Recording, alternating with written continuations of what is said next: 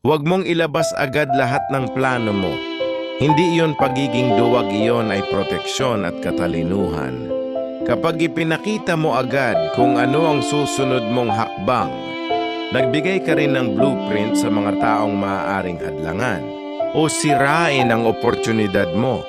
Ang tunay na lakas ay nasa kakayahang magtago ng intensyon, magpagal at magtrabaho ng tahimik hanggang dumating ang panahon na hindi na kailangan ng paliwanag, magpapakita ang resulta.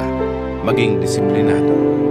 I-define ang goal mo, hatiin sa maliliit na hakbang, at gawin ang kailangan gawin ng walang ingay. Hayaan mong ang gawa mo mismo ang magsalita.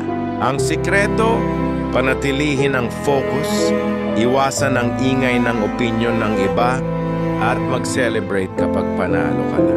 Hindi bago pa man.